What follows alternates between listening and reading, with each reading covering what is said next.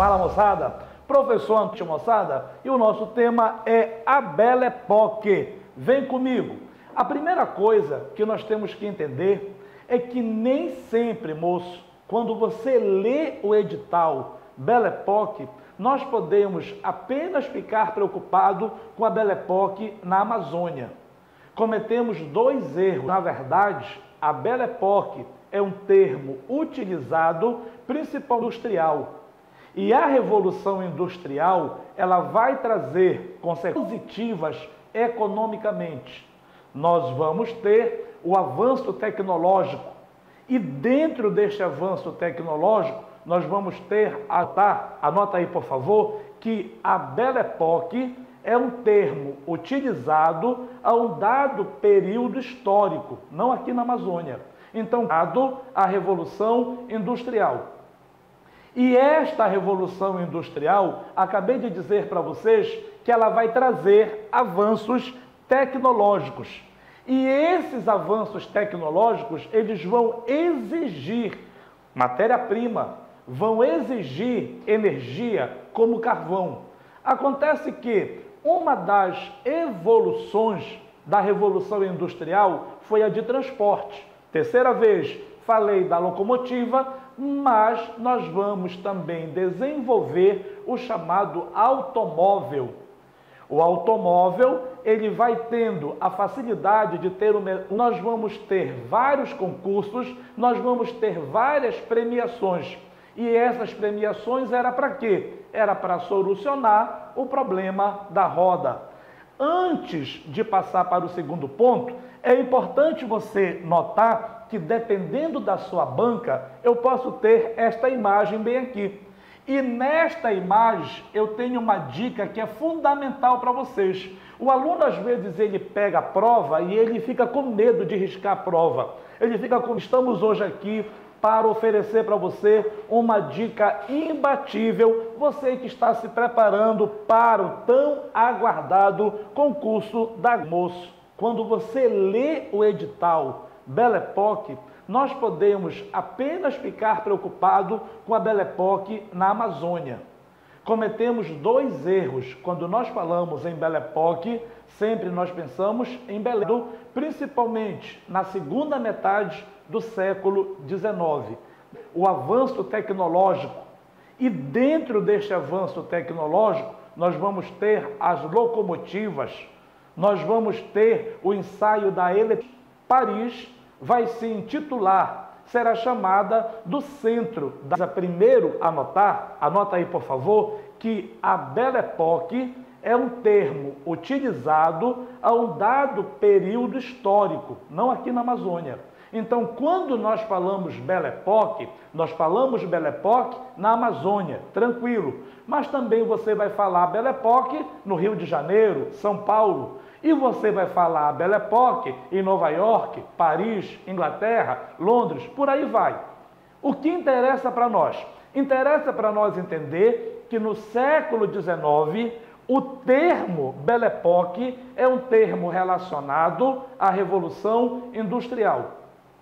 E esta Revolução Industrial, acabei de dizer para vocês que ela vai trazer avanços tecnológicos. E esses avanços tecnológicos, eles vão exigir matéria-prima, vão exigir energia como carvão. Acontece que uma das evoluções da Revolução Industrial foi a de transporte. Terceira vez, falei da locomotiva, mas nós vamos também desenvolver o chamado automóvel. O automóvel, ele vai tendo a facilidade de ter um motor cada vez menor, uma velocidade cada vez maior, mas o problema do automóvel qual era? A questão da roda.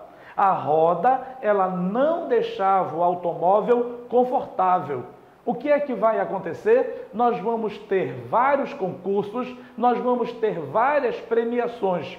E essas premiações era para quê? Era para solucionar o problema da roda.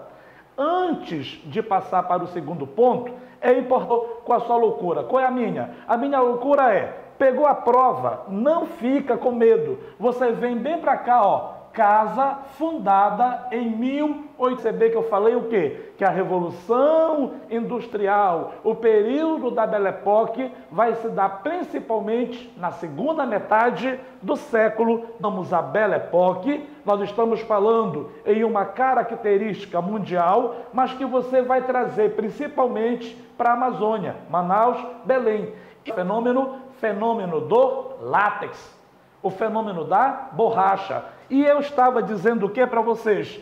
Que este fenômeno da borracha vai acontecer por um detalhe. Falei o que para vocês? Indústria automobilística. E qual era o problema da indústria automobilística? Que ela precisava transformar o carro muito mais confortável. E a roda não estava realizando este serviço. Nós tivemos vários concursos. E aí, alguns homens vão entender que aqui na floresta já existia o material que era conhecido dos portugueses, espanhóis, franceses. Os índios, eles já utilizavam o látex. Acontece que o látex in natura, ele vai ter uma rigidez quando está muito frio e ele vai se dilatar com o calor. Só que ele não tem uma estabilidade. O que eu quero? Eu preciso transformar este látex em um outro produto. Aí você vai ter a figura de um homem chamado Charles Goodyear. E o Goodyear, ele vai fazer justamente um processo diferenciado. Nós vamos ter não só a questão da vulcanização, que eu vou transformar o látex em borracha, mas eu vou ter um outro processo, que é a pneumática. Tranquilo? Então vamos lá. Nativa da região tropical da América, é justamente na bacia amazônica que a seringueira Hevea brasiliense encontra seu maior grau de concentração natural. O que interessa para nós, em 1842, o norte-americano Charles Goodyear descobriu o processo de vulcanização da borracha, misturando com enxofre, o que lhe dava características de resistência, permitindo sua utilização em escala industrial. Isto aqui é uma dica imbatível. Entendam, uma coisa é eu já conhecer o látex de vulcanização, dando uma estabilidade no produto, e eu vou conseguir também utilizar este produto, principalmente, bem aqui, na questão de transformar o produto na chamada pneumática. E o que seria, meninos, a pneumática? A pneumática seria mais ou menos assim: não adianta eu ter a borracha, ela sólida, porque eu vou colocar essa borracha sólida em uma roda e ela não vai absorver o impacto. O que é que o Goodyear teve a ideia? Ele vai retirar a borracha e vai acrescentar o quê? O ar, dando para esta roda muito mais conforto para o motorista. Ótimo! Eu tenho um material resistente? Sim. Impermeável? Sim. Que se ajusta à minha necessidade? Sim. Só tem um problema. Este material, que é o látex, eu encontro aonde? Na Amazônia. Como é que eu vou retirar este material? Eu tenho que encontrar pessoas que conhecem aonde está a árvore. Eu tenho que desenvolver uma técnica para retirar a seiva. Problema número 1. Quem é que conhece a floresta? Os índios. Quem é que conhece a floresta? Os nativos. Só que no primeiro momento, quando eu chamo os índios e quando eu chamo os nativos, eles vão, retiram o látex, recebem o dinheiro e não voltam nunca mais. Porque ele é preguiçoso? Não. Porque este índio e esse nativo, ele tem como sobreviver sem o dinheiro que foi dado para extrair o látex. Eu tenho a solução para a indústria automobilística. Eu tenho a solução para a indústria automobilística. Eu desenvolvi o pneu, eu desenvolvi a pneumática, mas qual é o meu problema? É a matéria-prima. Como é que eu vou retirar o látex? Se eu já fui e utilizei a mão de obra indígena, a mão de obra local, e eles simplesmente o quê? Receberam o dinheiro e não voltaram mais. Por quê? Porque eles sobrevivem, porque eles têm autossuficiência. É a partir deste momento que eu preciso de mão de obra que eu vou desenvolver uma outra forma de exploração. O que é que eu vou fazer? Primeiro de tudo, eu preciso trazer para a floresta alguém que não domina a produção local, alguém que não sobrevive por conta própria. Eu preciso trazer pessoas que desconhecem a realidade local. Vamos fazer o quê? Nós vamos trazer os nordestinos. Lembrem, Nordeste, nós temos períodos de seca e eu vou jogar a ideia para esse nordestino, que ele vai para a Amazônia, que ele vai ter um emprego, que ele vai ter uma condição de vida melhor. E esse nordestino, ele vem para a floresta. Quando esse nordestino ele chega na floresta, a primeira coisa que vão dizer para ele, vais ter que pagar a tua viagem do Ceará, do Nordeste para a Amazônia. Segundo, você vai ter que pagar o alimento, a roupa, as ferramentas. Esse nordestino, isolado geograficamente, ele vai ter que trabalhar, ele vai ter que extrair o látex, transformar em bolas de borracha para vender. O problema é que quando ele vende, o que ele recebe nunca é o suficiente para pagar a sua dívida. E aí está a tua questão, a palavra aviamento. Aviamento será o termo que eu também vou utilizar para explicar a forma de exploração. E esse nordestino está isolado, não tem como sair dali e ele vai depender do quê? Do fornecimento de roupa e de produto. A partir deste momento, nós vamos ter um trabalho semi-escravo, vamos colocar o termo compulsório, que é altamente lucrativo. A partir desse momento, nós vamos extrair uma grande quantidade de látex. Aí você vai ter a Amazônia recebendo dinheiro, principalmente inglês, depois dinheiro norte-americano. Com este dinheiro, você vai ter o quê? O boom, a explosão. E aí, quando eu tenho dinheiro, eu quero o quê com esse dinheiro? Eu quero ostentar, eu quero mostrar que eu tenho poder aquisitivo. E a partir desse momento, eu vou trazer a modernidade. Qual é o símbolo da Revolução Industrial? A Inglaterra. Qual é o símbolo da civilização, da educação, da arte? É a França, Paris. Você fala elegante, você fala chique. E aí você vai ter, dentro de uma floresta amazônica, eu trazendo o que há de melhor do ferro, da tecnologia, mas também nós vamos trazer o quê? O período da intelectualidade, da elegância.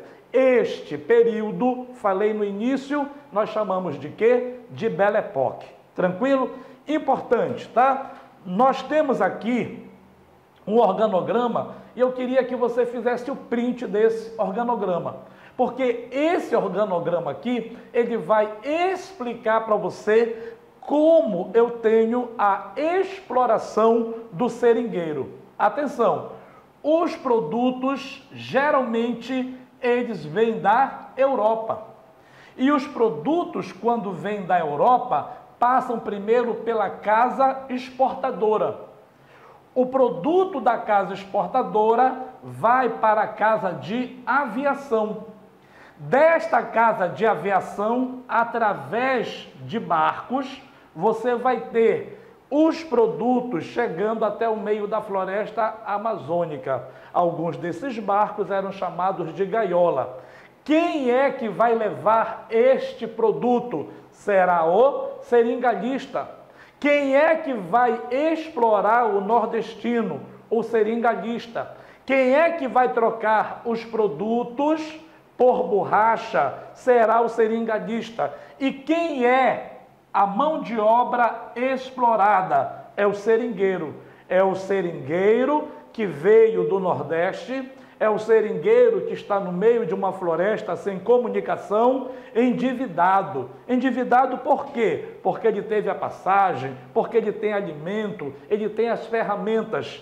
Lembrando, sempre o que ele produz não é o suficiente para pagar. Por que não é o suficiente para pagar? Porque lembra, o produto vem, atravessador número 1, atravessador número 2, até chegar na mão dos seringanistas.